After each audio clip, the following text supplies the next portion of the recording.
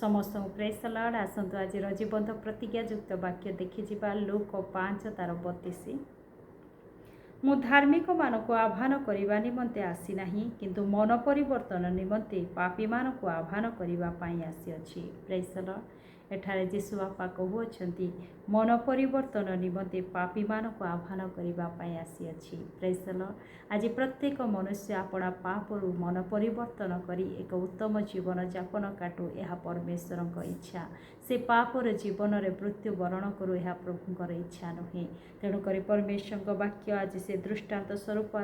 आम को बुझाइबा निमंते से कथा कहती तार 36 लिखा जाए पुणी से गोटे दृष्टांत कहले कहीं नुआ लुगारू ताली छिंडाई पुरुणा लुगारे पकाए नहीं पकाइले से नुआ खंडिक चिरीदेव पुणी नुआ लुगार तालीटी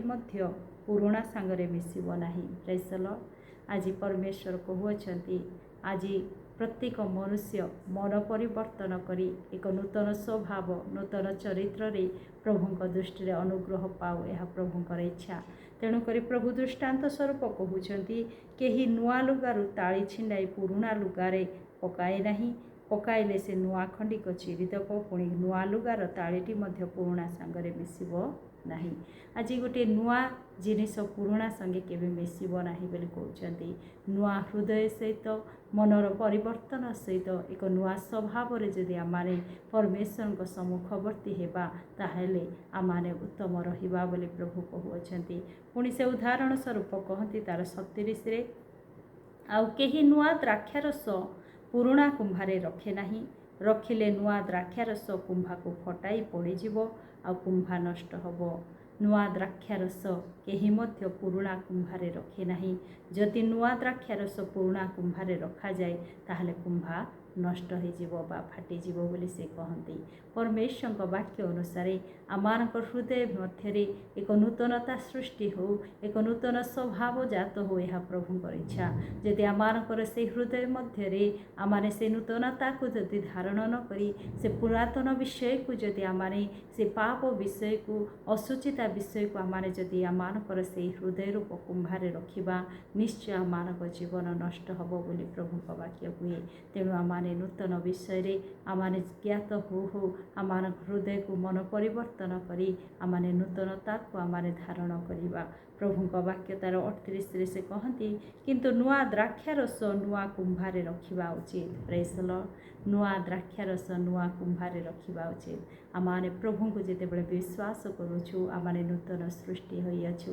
ए नूतन सृष्टि मध्य ए नुआ विषय ही आमाने धारण करिबा उत्तमता ही धारण करिबा पवित्रता ही धारण करिबा प्रभुंक ठारे अनुग्रह पाइबा निमंते एक नूतन जीवन काटिबा परमेश्वर कहउछंती ताहा रखिबा उचित नूतनता हृदय मध्य उत्तम विषय रखिबा उचित परमेश्वर वाक्य लिखा जाए तार 39 रे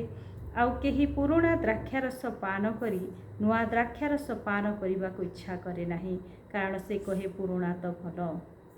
आज मनुष्यर चिंताधारा को नहीं प्रभु कहती अनेक लोक से माने पुरुणा द्राक्षारस पान करती आ नुआ द्राक्षारस पान करने को इच्छा करती नहीं निश्चय जगत रे मनुष्य आज पापर जीवन रे बिताई आज पापर दासत्व जीवन काटी नूतनता हेबाकु से पासरी जाइए आज नूतन स्वभाव मन परिवर्तन करी से अनंत जीवन अधिकारी हेबापाई से इच्छा करूना